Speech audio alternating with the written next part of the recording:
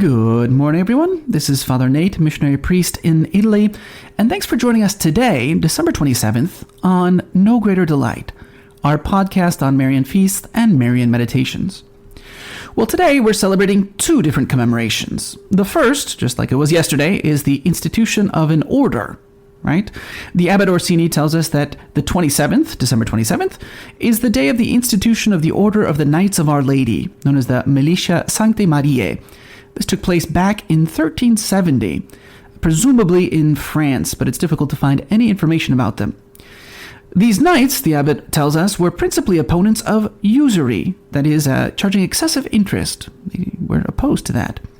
This group is not to be confused with another group which started in 1945 in France, which is associated with the movement of the Society of Pius X. So this is a different group. This is from 1370. Well, our other celebration today takes us around the globe to Brazil, in the city of Atibaia, which is in southeast Brazil near São Paulo. And today we're celebrating Our Lady of the Rosary, or as they say it in Portuguese, and I will attempt to say it in Portuguese, Nossa Senhora de Rosário dos Pretos, which is literally of Our Lady of the Rosary of like the slaves, because in fact this was a church actually built by slaves. So sometimes it's referred to as the Church dei Neri, or of the Africans, the dark-skinned people. This church was started in construction in 1763 by the slaves, because the slaves were not allowed to attend public functions in the city church, in the Catholic Church. And so in 1763, they decided to, build their own, right?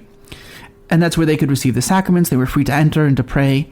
The church was finally completed in 1817, and it was given the name Our Lady of the Rosary, right? So what do? Well, every December 27th, as they've been doing for over 200 years, the people get together outside of the church. They dress up Our Lady. They themselves are dressed up in brilliant uniforms, and they play all sorts of traditional instruments, right? The Feast of Our Lady of the Rosary is just part of the Christmas feast, right? That begins December 27th, and then it concludes on December 28th, so tomorrow, with a big procession in honor of Saint Benedict. So for today's reading from The Admirable Heart of Mary by St. John Eudes, we continue with chapter 1 of this third part, wherein St. John Eudes considers the burning bush of Moses as a sort of foreshadowing of Mary's heart. Thirdly, we must not be frightened or horrified by the sharp thorns which guard this bush on all sides, both outside and inside. This should, on the contrary, make us love it more, because God himself loves it for this reason. It is obvious that God loves all his creatures and hates none of the works of his hands, for it is written, "Thou lovest all things that are, and hatest none of the things that thou hast made." That's from the book of Wisdom, chapter 11, verse 25. It is also obvious that God cherished a specially tender love for this little bush, that his heart was there, and that he took pleasure in it.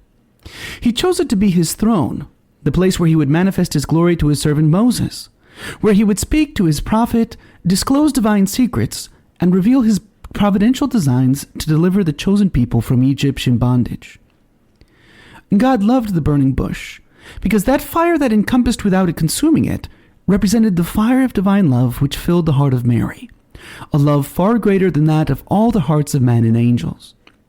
The thorns symbolized the bitter sorrow and unspeakable anguish which pierced the heart of the Mother of God, the suffering that she accepted for the love of God and the salvation of mankind.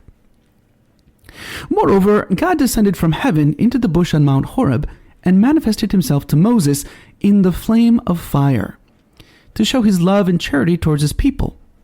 And he spoke from the midst of the bush, or according to another version, from the heart of the bush, to declare his intention of delivering the children of Israel from the captivity of Pharaoh through the instrumentality of Moses. In like manner, the Son of God, in the excess of his love, descended from the bosom of the Eternal Father into his mother's heart, ablaze as it was with love for God and charity towards men, in order to bring about our redemption, and to associate her with himself as the instrument of this great work. God remained in the burning bush only a short time, but he has always been and will forever abide in the heart of our glorious Mother. Deus in medio ejus non commovetibur, which is from Psalm 45, verse 6. God is in the midst thereof, it shall not be moved. Or according to another rendering, Deus in intimo ejus non amovibitur. God is in the inmost heart, and shall not depart therefrom. For today's Marian meditation, taken from the book by Father Ildefonso Villar, we read the conclusion of Meditation 21, the Annunciation, but focusing on the message of the angel. And here, Father Ildefonso asks us to think about us in the presence of Mary, or as he says, you in the presence of Mary.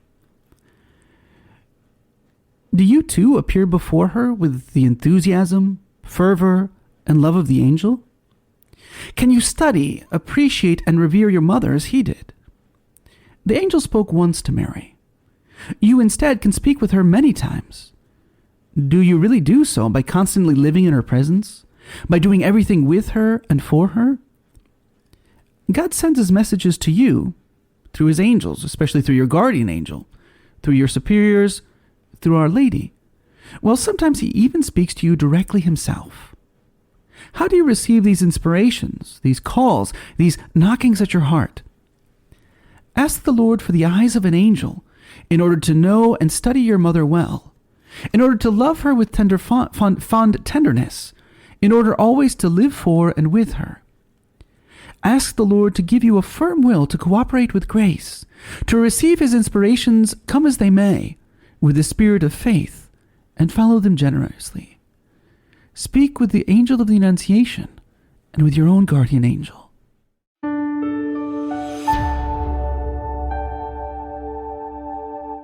Thank you so much for listening.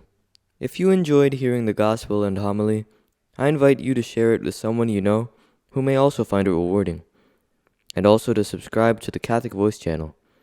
Please see in the description below if you would like to receive a text message for each daily gospel and homily. Please also keep our missionary priests throughout the world in your prayers. Thank you, and God bless.